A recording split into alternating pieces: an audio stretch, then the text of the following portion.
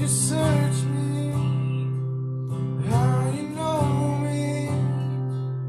You perceive my every thought from afar. In all my wandering, still you love me. King of glory, you pursue my anxious heart. 'Cause even when I'm not your faithful, even when I doubt your truth, Lord, even when I'm lost, you won't let me go.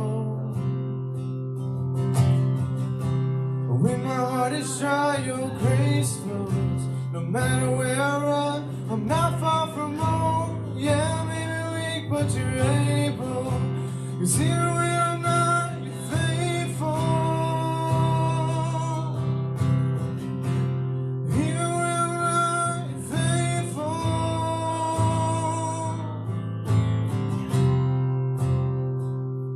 Lord, you search me, how you know me. You perceive my every thought from afar. In all my wandering, still you love me. King of glory, you pursue my anxious heart.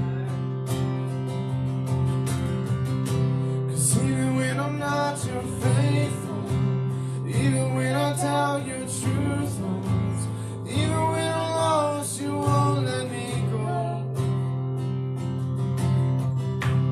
When my heart is dry, your grace flows. No matter where I run, I'm not far from home. Yeah, I may be weak, but you're able. 'Cause even when I'm not, you're faithful. Even when I'm not, you're faithful.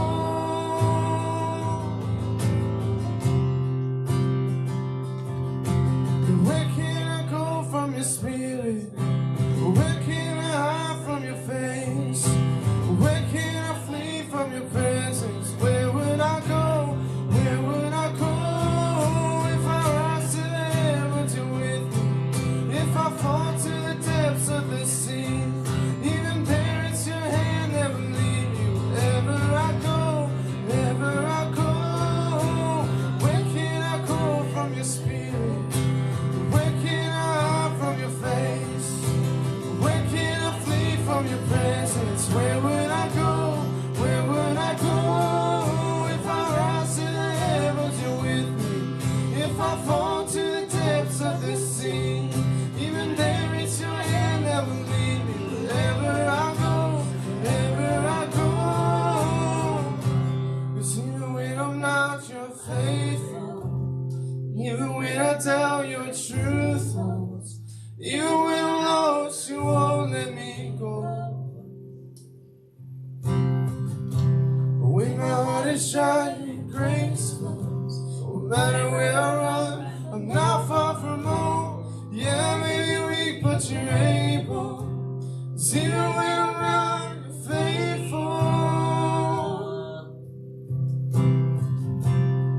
Even when I'm not, you're faithful.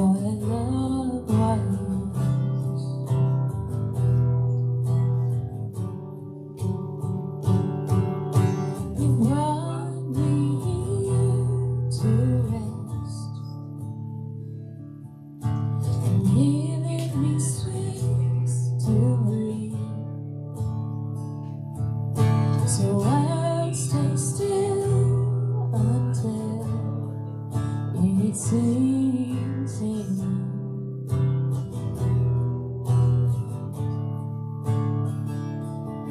I will lean back in the loving arms of a beautiful Father.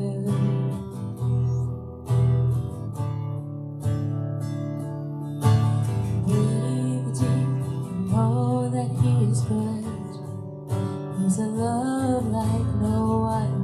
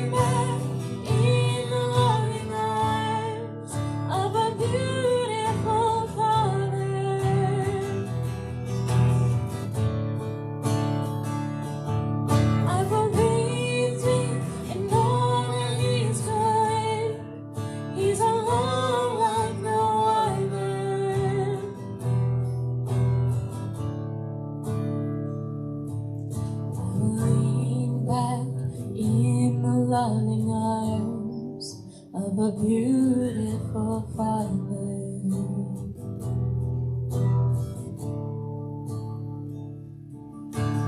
Breathe deep and know that He is good. He's a love like no other. Just sing that verse one more time. You will never leave. Love sustaining me before I even knew what love was.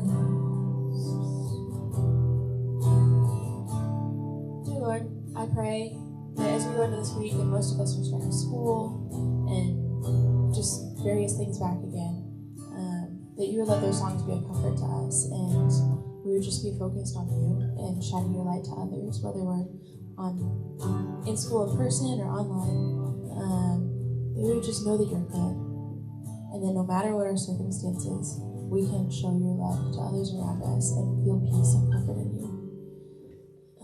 I pray that we would just hear Nathan's sermon today and really pay attention to what it says. or not Nathan's sermon, but our guest speaker, and that your word will be spoken today. It's in your name we pray. Amen. All right, you guys can have a seat. It's great to have Abby back. We just appreciate Abby this morning. Thank you so much. By a show of applause. They were appreciating silently.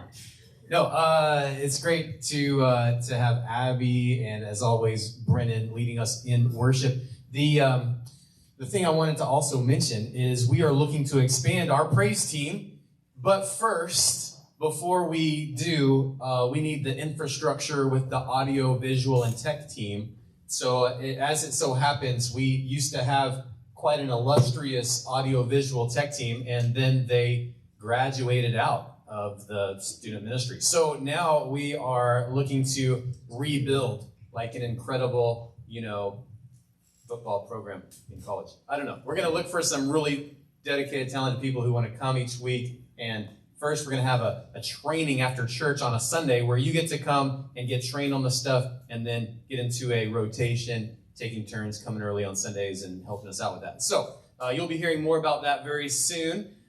With that being said, it's true. Today, I am not going to speak. We have a guest speaker here this morning, and I want to introduce you to Rich Bordner. Rich, would you come on up? And Rich is a teacher at Plano Senior High, teaches philosophy. So he's going to come and challenge you guys in a different way, and I'm excited for him to do that. Anything else you want me to say about you, Rich? No. All right. Then you're in charge. Can you guys hear me? Yes, sir. Sizing you guys up here real quick. You know why I'm sizing you up? We'll figure out in a second. Okay. Thank you for inviting me here. Mr. Nathan and I, is it Nathan? Mr. Nathan, what's the protocol here? Master and Commander Nathan. We met at a coffee shop a couple weeks ago. We got to talking. He's like, hey man, why don't you come and talk to my students? And I thought that'd be technical glitches.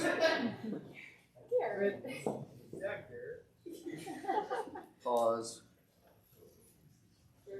Okay. Well, all right, I'll just plow forward here. You invited me to speak to you guys, and I'm really excited to be here. I'm happy to be able to address you, but also because this is going to be a little different. I don't really have a sermon planned. In the end, is it because I'm moving or something? Maybe. All right, I'll try to be stationary. All right, so let's take this from, oh boy, still. Let me just take this off. My voice is pretty loud. Let's do this. This is awkward. What it is every Sunday. Oh, really? All right. You can use that if you want. Okay. All right, man. Third time's the charm.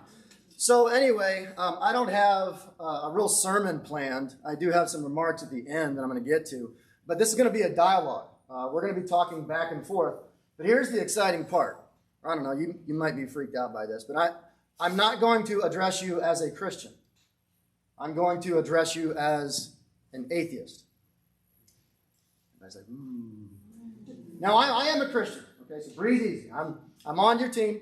We believe all the same things, or at least most of the same things. But in a minute, I'm going to put on what I call my atheist glasses. And when I put these glasses on, I transform from Rich Bordner Christian to Rich Bordner atheist philosophy professor. And when I transform, we're going to start talking to each other. You guys are going to ask me questions. If you want to ask an atheist a question, I can't promise to answer as all atheists would, because atheism is a pretty big tent. But I will answer as some might. And if you want to pose a challenge, that's fine too. We'll just see where this goes. And at the end, I'll come out of character and we'll draw some lessons from it. And hopefully this will be a good interactive time. Okay? And we'll see we'll see how prepared you guys are, because some of you, who are the seniors here? Okay, we got a few seniors. Eventually, all you guys are going to graduate from, at least, I don't know, hopefully graduate from high school. I always tell my students around March, April, hey, don't buy those graduation invitations yet. You haven't gotten your grades. But anyway, you guys are going to graduate high school eventually. You're going to go into college. Some of you are going to go on to the work world. And you're going to meet guys like my character. And maybe you'll be challenged. And will you be ready at those times? We're about to find out. Okay, so start thinking of your questions. I'm going to make one or two introductory remarks, and then we'll just dive right in. But start thinking of your questions, okay? I was thinking about just coming in as an atheist and not letting you know I'm as a Christian, but eventually we thought, like, nah, let's kind of go easy on them. But that's what we're going to do today, all right? Can you hear me? All right, that's much better. Okay, here we go. You guys ready? Mm-hmm. Good morning. Good morning. I am excited to address you guys today, to talk to you.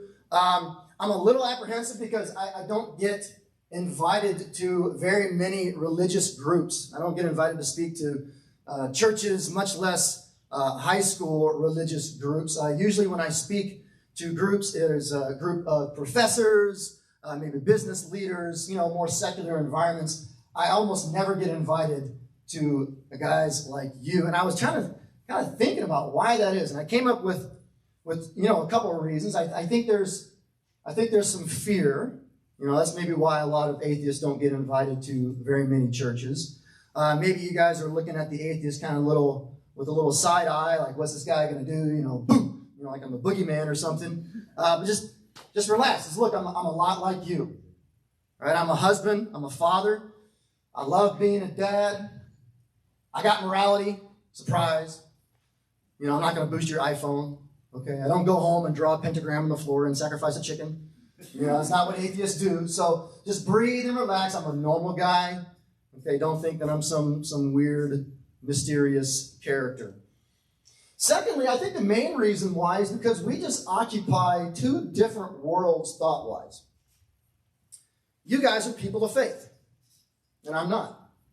I'm a man of evidence. I'm a man of science. I'm a man of logic. You have to, if you want me to follow what you guys are preaching, you have to give me that sort of thing. But you guys, your whole belief system is built on faith. And faith, by definition, is belief without the evidence. That's what your own book says about faith. It talks about faith all over the place. Jesus castigated Thomas. It's Thomas, not John. It's in the book of John. So Jesus castigated Thomas for asking for evidence. And in 2 Corinthians, Paul says that we walk by faith, not by sight. There you go. Faith, evidence, two totally different things. It's like oil and water. The book of Hebrews, whoever wrote that book, it wasn't Paul, probably, says that, what is it? You guys know the verse, right? Faith is the evidence of things unseen, the assurance of, it's faith is the evidence of things hoped for. There you go. Things of hope for, the assurance of things not seen. So faith is this dogged assurance, this certainty in things you can't even see. So there it is again. Your whole belief system is based upon faith, things that you can't see, things that you don't have evidence for. And as an atheist, I'm just totally the opposite. Maybe that's why we don't get invited to speak to churches very much. So I don't know. But I'm glad to be here. What I want this time to be a dialogue where you guys are asking me questions, you're posing challenges even. You guys are an evangelistic group, so I know you go around talking to people about Jesus and trying to get people to believe what you believe and those sorts of things. Look, if you want to do that, if you want to try to persuade me, that's fine. I'm all ears. Let's see where this goes. I don't know if you'll be able to, because what I just said, I'm not really, I don't really pay much attention to faith. You're going to have to give me some evidence, and I don't know if you can, but let's see. Okay? You guys ready for this? Yes, sir. All right.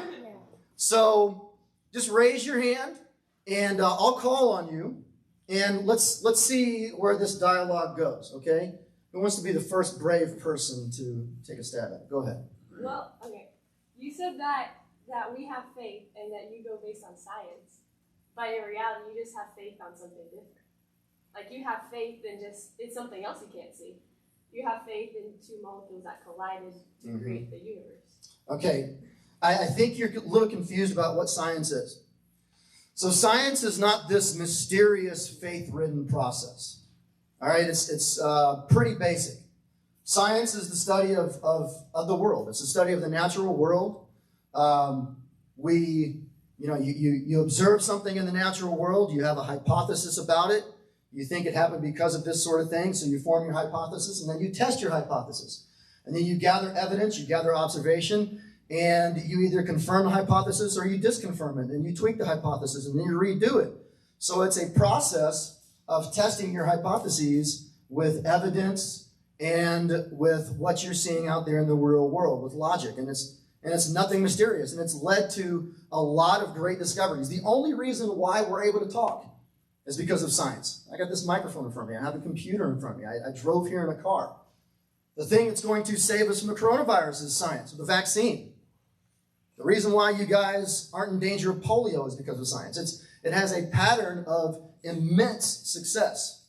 So I think you might be a little confused about what science is. It's not faith as much as it is justified confidence based upon how science has given us success in the past. Do you have a follow-up? Well, science, okay, but like science just is like with knowledge, like relying on like the roots and stuff.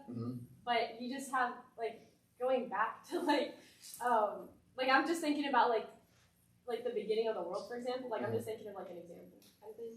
But like if you go back to the beginning of the world, just assuming that you believe the Big Bang Theory, that kind of thing, then you have the faith that two molecules collide. It's something that you weren't there. No one saw it, so you don't have that evidence. The hard like you're saying that you have a solid evidence. So are you saying that you need to be there to see something in order to have evidence? That's what you said.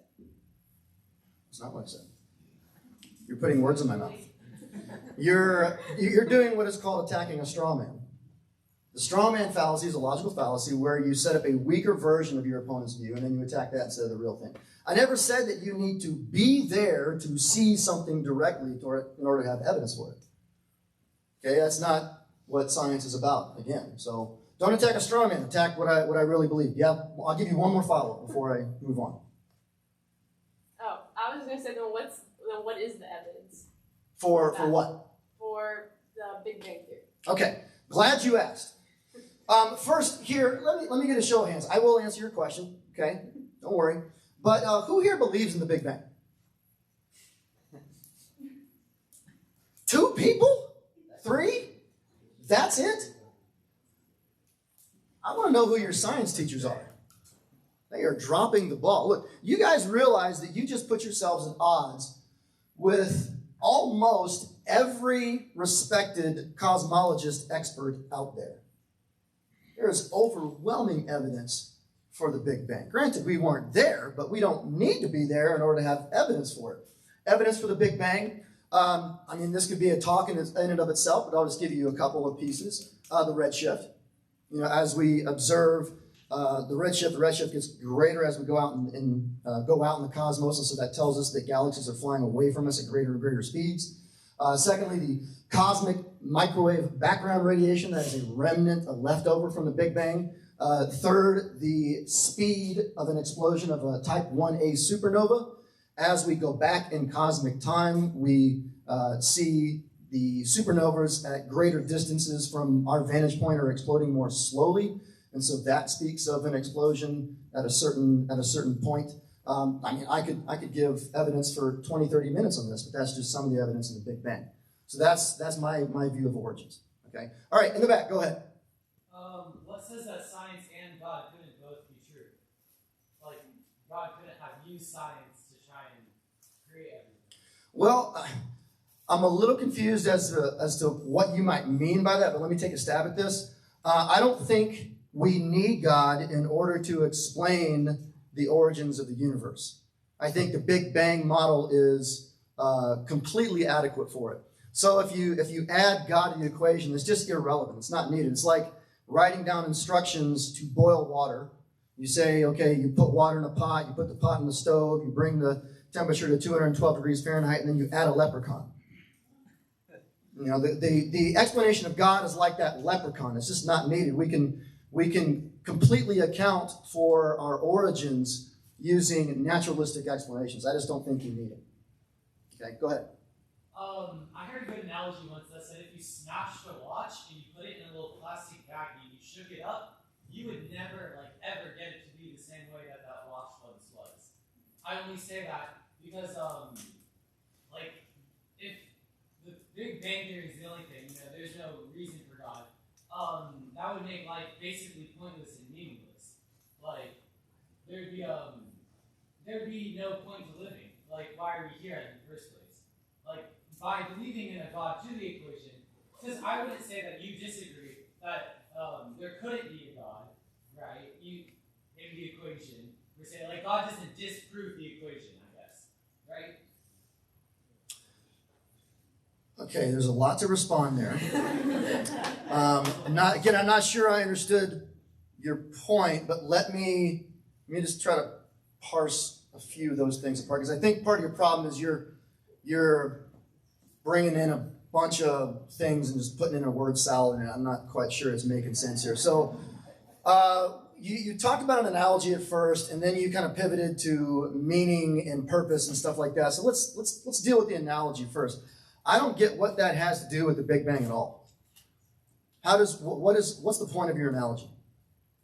I guess The watch my and everything. analogy was to be like, the chances are so, like, slim for something like this to happen. Yes, but so what? Or even if not really, they're not the odds aren't as stark as you might make them out to be. But even if I agree with you, so what? What would that show?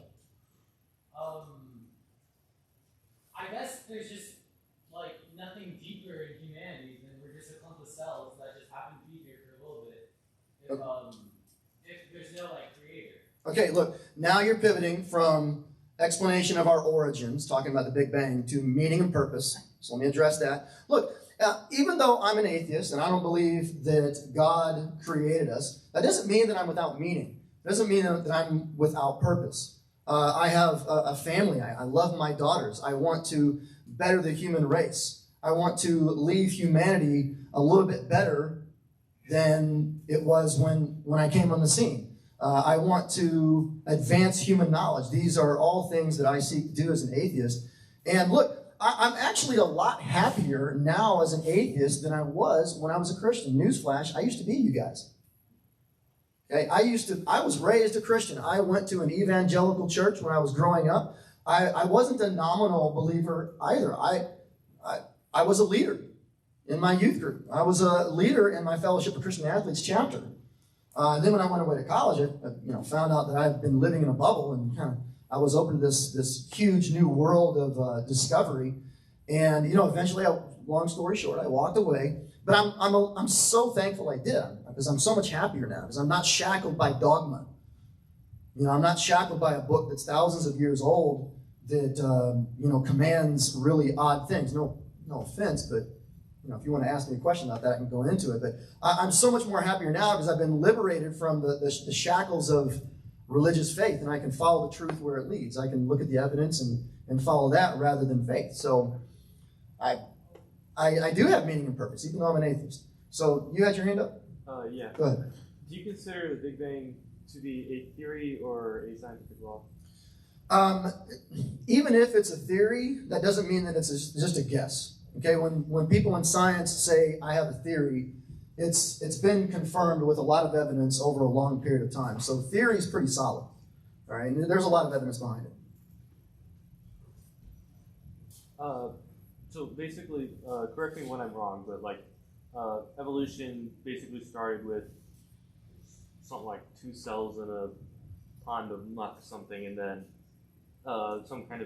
something happened where they were able to gain energy to begin evolving and reproducing and eventually forming modern. I don't know a single evolutionist who would put it that way, who would say we started out in muck and then something happened and then boom, here we are. Let me, okay, I'm going to come back to this, but let me ask you guys another question here. Same thing I posed to the Big Bang. Who here does not believe in the modern neo-Darwinian synthesis? What? Not? Yeah, who does not believe in the neo-Darwinian synthesis? Who does not believe in evolution? Okay, now, that's the next question, actually. Keep your hand up. Keep your hand up if you can adequately define it. And be ready for me to call on you. So I go, so gotcha. He's like, oh. All right, go ahead. All right, so the idea is Darwin's original theory was that he saw different organisms living in different environments with slightly different features. So his idea was that all organisms are influenced by their environment, and that the strongest organisms, the ones most suited to those environments, will survive and reproduce with other organisms that are suited to that environment, thus producing offspring that is even more so. And over time, with different environments and organisms being geologically separated, experiencing different environments, we eventually get to our current biological. Okay, so that's a very popular understanding of evolution. I'm actually going to give you a definition in a moment. But here's the point. When I asked who rejected evolution, most of you raised your hands. But then when I asked you if you could define it, most of you guys put your hands down. So you're telling me that you're rejecting something that you can't even define. So if you said, hey, do you believe the Bible? And I said no, and you said, well, have you read it? And I said no, I don't need to. That'd be kind of unfair, right? Right? So like, why are you're rejecting something you don't even understand. And maybe one or two guys could define it. So here's the modern, what's called the neo-Darwinian synthesis. It has two, maybe three broad components. Number one, common ancestry. And we can trace our genetic ancestry back, and that's Darwin's tree of life. And the driving mechanisms are, number one, natural selection that is acting upon random genetic mutations. And those genetic mutations are, like I said, random, and natural selection is a completely natural process. And so that generates the diversity of life that we see, and it's a completely natural explanation. So it's not quite what you guys were getting at. So, but my point is that you're rejecting something that you can't even define. Like, what business do you have doing that? Go ahead. So, what do you suppose created the Big Bang itself? Like, how did the Big Bang start? You are starting with something to create the Big Bang. Okay, so that is what is called a loaded question. So when you load it up with things that I don't hold to, you said, what created the Big Bang? I don't think the Big Bang was created. Okay, I think the Big Bang happened. That doesn't mean that something created it. Essentially, look, when we do quantum mechanics, when we look at the quantum level, we now know that things at the quantum level happen uncaused, out of nothing, all the time. So if you look at things like the Casimir effect and lamp shift, and you look at the radioactive decay of a uranium isotope, those things happen uncaused. Like we don't have any sort of prior causal explanation to show why an electron comes into existence at this point in time out of nothing in the quantum vacuum, goes out of existence at this point in time, and then pops back into existence over here. And it's not like it just disappeared, it just doesn't exist. There's an indeterminacy at the fundamental level of our existence. And scientists like Michio Kaku and Lawrence Krauss, Stephen Hawking is another guy, if you read his book, The Grand Design, he shows and he gives models how the Big Bang could have happened in the quantum vacuum and could have, come out of the quantum vacuum, which is nothing, uncaused. So we don't need, again, it goes back to adding a leprechaun. We don't need God to explain the Big Bang. It's completely adequate natural models. Go ahead. So I was going to move away from origin and go ahead. Morality and ask a question more like kind of relating to now. Mm-hmm. So first of all, I'm assuming you studied a little bit about atoms and atomic structure and all that kind of stuff, right? A little bit. I mean, I'm a philosophy teacher now, but when I was in college, it started out as a biology major, so yeah. Okay. So with atoms, you know that you've never actually seen an atom, but the way we know they exist, or at least theories of what they might look like, is their effect on, through research and testing and their effect on our everyday lives, right? Partially, yeah. Yeah. So with atoms, and I'm kind of going to use this as an analogy, we can't see them, but we know they exist. And it's kind of the same thing. We know they exist via their effect on our lives. Kind of the same thing with wind. We can't see the wind, but we know it affects our lives when we see it blowing through the trees. And I was going to use that as an analogy, as in we can't see God, and there's not going to be a whole lot of evidence that 100% supports that God actually exists that we can use facts on. But we know he exists via his effects on our lives today. Which is? His effects is in like all of nature, how nature works, all of these processes, these very complex things, just even in our body at the microscopic level, all of those different types of things that are just extremely complex. All right, that's where you're going. So let me stop you there. Number one, that's a nice sounding analogy, all right, but I think it breaks down in several places. Number one, notice that my point about not needing God to explain the universe and the diversity of life we see, that still stands. We can completely explain what we see with our naturalistic models without referencing the leprechaun of God. Okay, that's the first point. Second point, what you're doing here is you are trying to explain one mystery, namely the universe, by referencing an even bigger mystery, God. So if you think that complexity and information means that something is designed and that it begs for an intelligent designer, well then who designed God? Okay, because God is an even more complex thing or person. He's got information in his mind. So if complexity means design, well, that means God himself is designed. So you haven't really explained anything. You just kick the explanatory can down the road. It's like you're in a boat that's leaking. You got a hole over here, and you cut a hole over here in the boat. You take that out, and you put it to plug the hole. Well, you still got this hole over here. Okay? And then the third problem it gets you into is the problem of bad design. So God is supposed to be perfect. But the design that we see, supposed design we see in the world, is anything but perfect.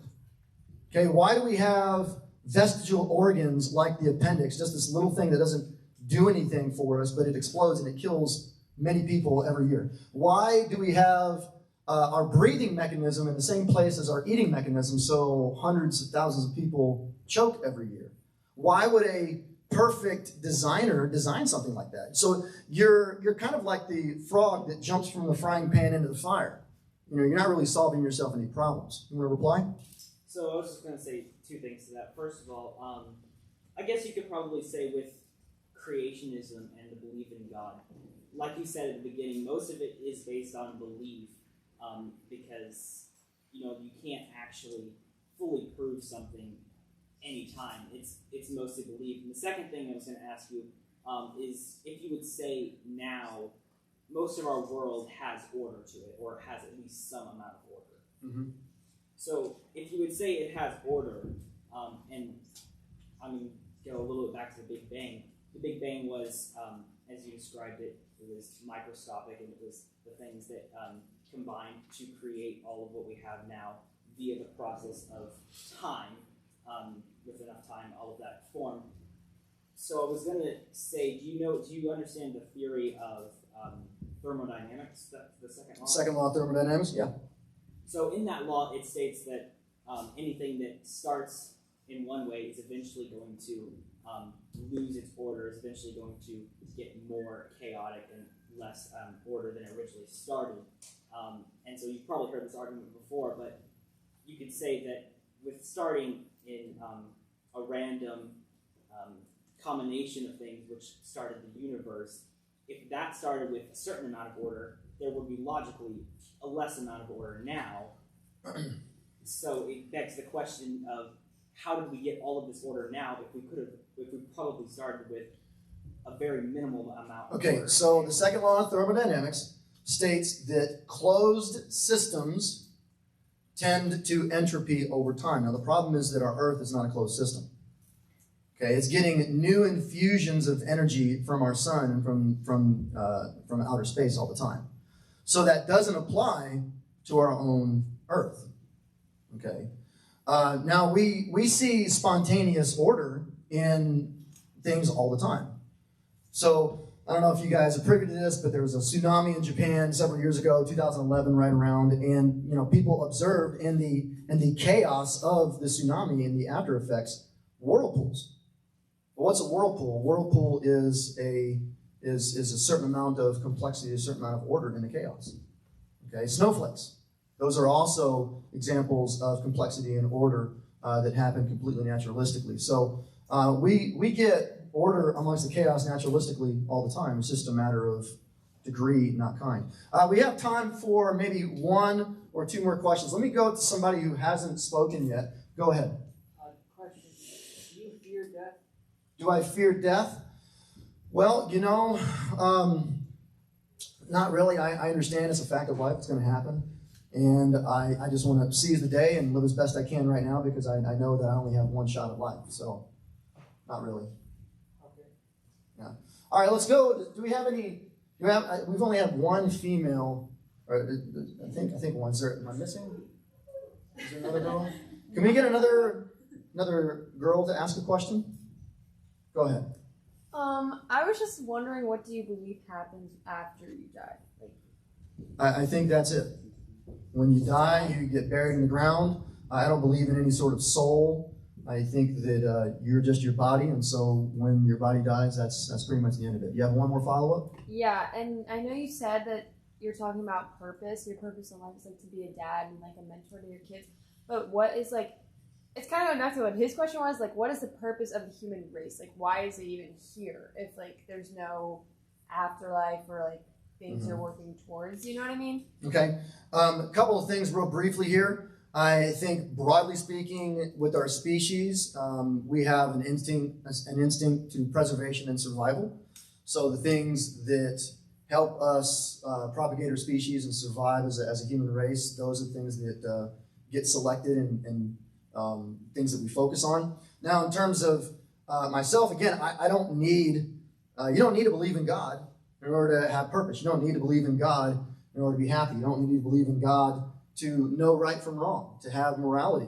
In fact, a lot of atheists beat the pants off a lot of Christians in that category.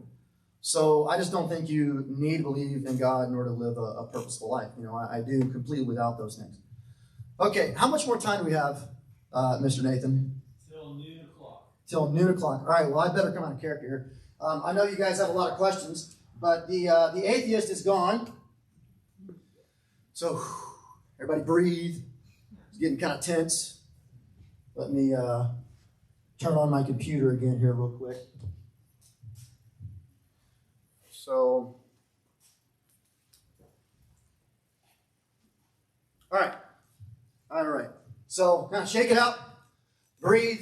You guys did participate a lot. Thank you. I wish we had a lot more time to dialogue, but I don't. So I'm going to come out of character, and we're going to bring some lessons home here, just to comfort you a little bit, to encourage you. Look, I don't believe in almost everything I said in character. Reminder, I'm a Christian. I'm on your team, and there's one reason to be a Christian. Not because it makes you feel good, not because it helps you live life happy or anything like that. I'm a Christian. You should be a Christian because it's true. All right? And that's not a faith statement. That's not a faith statement. I'm not saying that just because I feel strongly in it. Christianity is not primarily a faith tradition, at least not in the sense that I defined it earlier. I defined it in a very unbiblical way. I don't know if you guys caught that. Most of you guys that asked me questions, you let me get away with that. You took the bait. But yeah, that is a very unbiblical definition of faith. I wish I had time to go into that. I don't, but I'll just kind of leave that there. Christianity is a knowledge tradition. Yes, faith is talked about all over the Bible, but it's not that version of faith that I gave at the beginning. But it talks about knowledge a lot as well. Jesus did not castigate Thomas for asking for evidence. He actually gave him the evidence that he asked for. You read the book of Exodus, just to mention one book in the Bible, and read how many times the phrase or the words, I am doing this so that you may know that I am God, appears in that book alone. So this is not a faith tradition. Christianity is a knowledge tradition. It is built upon evidence. So I just want to encourage you with that. Okay, secondly, I wish I had time to go into a little bit of depth with the objections that I threw at you and kind of help you work through them. I don't have time for that today, so I'm not going to leave you hanging though. I'm going to reference you guys to some resources that will help you, okay? So you go to my website. It's danielcollaborative.com. Danielcollaborative.com. Daniel as in the prophet. Collaborative as in collaborative. And there's going to be a pop-up on the lower right part of the screen. And if you click on that pop-up, it will send you to a couple of resources. The first pop-up, first resource is a list of YouTube videos and articles, not from me, but from other people, that basically goes through any sort of objection that I did throw at you today and that I could throw at you today. Okay, so everything that I threw at you is answered in that first resource list. The second resource list is a list of books. It's not an exhaustive list, but it'll get you started. So choose a book that interests you, get it from the library or buy it, and then read it, and then go down the list. The third list is a list of websites that you can consult whenever you are challenged with various things. So those three resources will equip you to a great degree if you take advantage of them, okay? In my time that I have left, we're gonna go to the Word, and then we're going to draw some lessons from the Word regarding what just happened. Sound good? Okay. If I had the time, I would actually go to these verses, but I don't have time, and I need to kind of, speed things up. So I'm just gonna rattle off the verses off the top of my head. They are familiar verses. You guys should, these verses are well known. You should know them. And then we're going to bring some lessons out of them. So the first verse is Matthew 22, 36 through 39. It's where Jesus is talking to a teacher of the law, and teacher of the law challenges him with, Jesus, what is the greatest commandment? And what does he say? You shall love the Lord your God with all your heart, soul, and, you guys finish it, mind. Very good. And love your neighbor as yourself. Okay, that's the first verse. Second verse is Romans 12:2. Do not be conformed to the pattern of this world, but be transformed by the renewing of your mind. You guys are saying it like I'm beating a dead horse here. This is a familiar drum. You're like, mind. Okay, all right. Sounds like you guys know where I'm going with all this. Colossians 2:8. Do not be taken captive by hollow and deceptive philosophy, which depends on the traditions of men. And the last verse is 2 Timothy 2, 3 through 7, where Paul encourages Timothy to think like a soldier, train like an athlete, and work like a farmer. Okay? So keep those verses in mind as I'm talking. So first, let me get a little bit from you guys, all right? How would you describe that conversation? So what was going on, even if you didn't say anything, what was going on in your heart as we were dialoguing, as short as it was? Just shout out some words. Laughter. In kind of an ironic way on how a lot of us have very little insight to our own beliefs. Okay? All right, so like a realization that maybe you're not as prepared as you think you are. All right, good. Just go ahead and just shout out some stuff, because I want to kind of get this. I mean, it was kind of like there were things you wanted to say, but it was hard to understand how to put them into words. Okay, so frustration and articulation. Good. One or two more. Just shout them out. Faith should have been defined as the certainty of the attributes of God. Okay, so you were a little frustrated with how I started. I was stacking the deck. Good, good. So grade yourselves. Even if you didn't say anything, even if you're just tracking the conversation in your head, give yourself a score on a scale of 1 to 10. So 1 would be, I totally had my way with you. 10 would be, you guys totally owned and had your way. I mean, I hate to describe it in like those sorts of terms, but let's just do that for sake of conversation.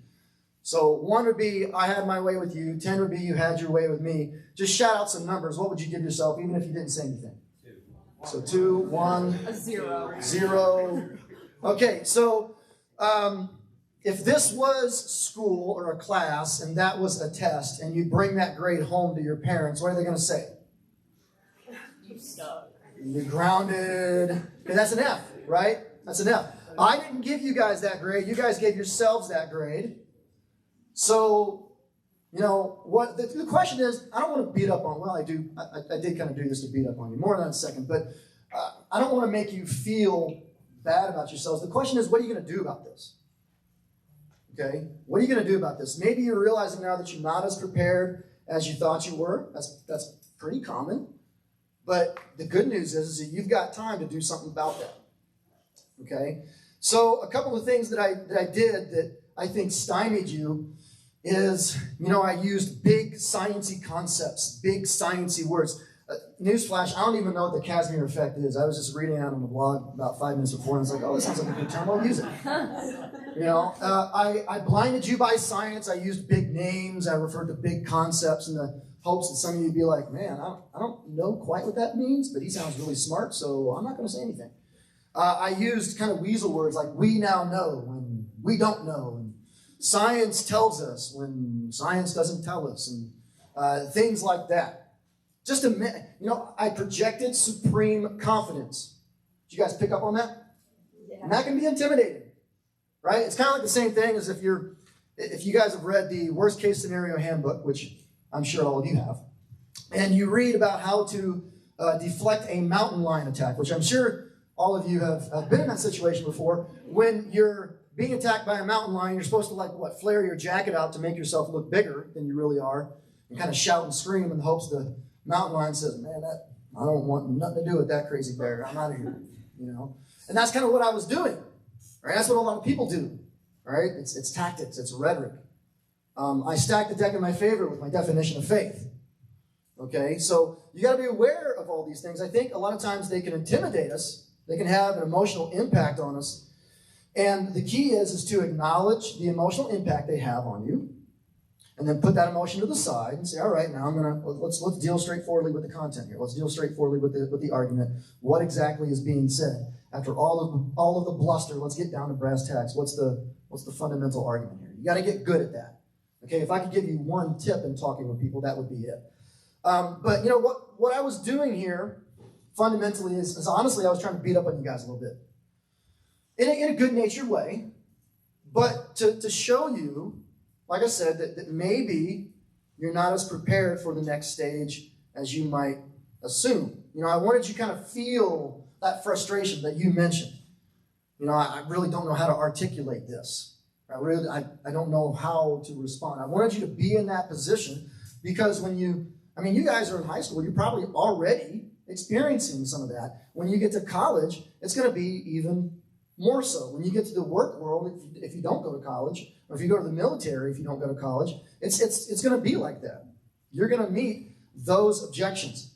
You're going to be in a secular environment where you're going to meet professors who are really smart, really nice, and they're going to throw challenges at you. Your dorm mates, same thing. Classmates, same thing. And you're going to be, you combine that with a very permissive moral atmosphere. You're on your own for the first time. And it's a very powerful combination for a lot of people. And if you're not prepared, it's really hard to withstand that. If you don't take your discipleship seriously and develop a Christian life of the mind now, when you get to that point, it's going to be tough for you. Okay, it's going to be tough for you. Let me read J.D. Vance's testimony. Has anybody seen the movie Hillbilly Elegy on Netflix? Okay, it just came out. It's a Ron Howard film.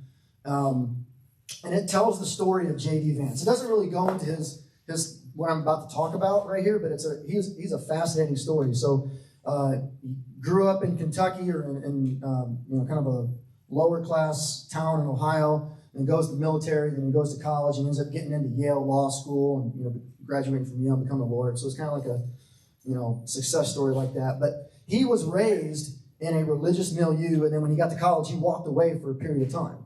He comes back eventually, but I'm going to read a section of this. It's going to take me some time, but it's just gold in terms of what you guys are about to experience when you get out into the world. Okay, this is what he says about his time in college. My abandonment of religion was more cultural than intellectual. The truth is that I discarded it for the simplest of reasons, the madness of crowds. Much of my new atheism came down to a desire for social acceptance among American elites. I spent so much of my time around a different type of people with a different set of priorities that I couldn't help but absorb some of their preferences. I became interested in secularism just as my attention turned to my separation from the Marines and my impending transition to college. I knew how the educated tended to feel about religion. At best, provincial and stupid, at worst, evil. Echoing Christopher Hitchens, I began to think and then eventually to say things like, the Christian cosmos is more like North Korea than America, and I know where I'd like to live. I was fitting into my new cast, in deed and emotion. I'm embarrassed to admit this, but the truth often reflects poorly on its subject. And if I can say something in my defense, it wasn't exactly conscious. I didn't think to myself, I am not going to be a Christian because Christians are rubes and I want to plant myself firmly in the meritocratic master class. Socialization operates in more subtle but more powerful ways. My son is 2, and he has in the last 6 months, just as his social intelligence has skyrocketed, transitioned from ripping our German shepherd's fur coat out to hugging and kissing him gleefully. Part of that comes from the joy of giving and receiving affections from man's best friend. But part of it comes from the fact that my wife and I grimace and complain when he tortures the dog, but coo and laugh when he loves on him. He responds to us as much as I responded to the educated caste to which I slowly gained exposure. In college, very few of my friends and even few of my professors had any sort of religious faith. Secularism may not have been a prerequisite to join the elites, but it sure made things easier. So that kind of tacit understanding that this is what we do here, this is how smart people think, and that's not you, Christian. You're going to feel that in college. You're going to feel that in the work world. And if you're unprepared, it's going to be very overwhelming for you. So the good thing is that a lot of people walk away, not because Christianity is weak, but because the word that I keep saying, they're unprepared. We stand on the shoulders of giants, intellectually speaking. We have a very deep bench. We have an embarrassment of riches of people who have convincingly answered everything that I can conceivably throw at you. The bad thing is that most people don't know about that. They don't care about it enough to avail themselves of those resources. Can you give me a couple more minutes? Yeah. Okay, cool. I'm bringing it home. And so I wanted to wake you up to that, hopefully to motivate you to take your discipleship more seriously and to take the concept of developing a Christian life of the mind more seriously. Okay? I use the word training. All right, this is not pizza and games, guys. This is training. This is serious stuff. This is what you need to do. And this is on you. All right? Don't, by all means, go to Mr. Nathan if you got questions. That's his job. But it's not on him. It's on you guys. You guys are the ones that develop a Christian mind yourselves. Okay? Use those resources that I referred you to. All right? And this happens over time. So let me give you some tips. Okay? This is kind of the last couple minutes I got here. Just want to talk about a couple of practical tips that you guys can kind of keep in your head in terms of this quest. Number one, like I said, this doesn't happen quickly. This happens over time, over the long haul. A lot of people get motivated real quick, but then it's like a flash in the pan. That's kind of not how this works. All right, so you need to develop some habits and keep those habits going for the long term. Be a master of consistency.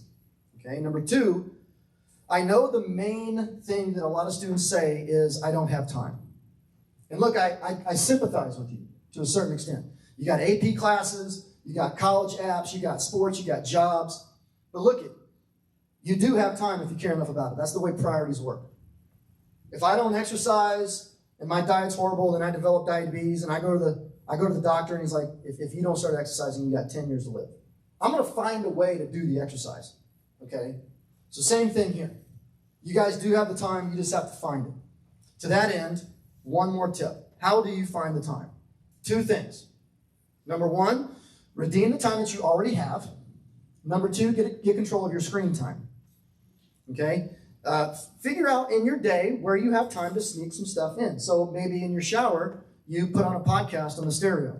You guys do know what stereo is, right? I just used like a boomer term. So yeah, you put on a podcast when you're in the shower. If you drive to school, you put on a podcast in your car. Rather than watching Netflix before you go to bed, you read a book for 20 minutes.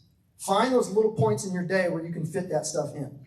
Okay? Number 2, get control of your screen time. You'd be amazed at how much time you have to devote to things that are priorities if you just do that one thing.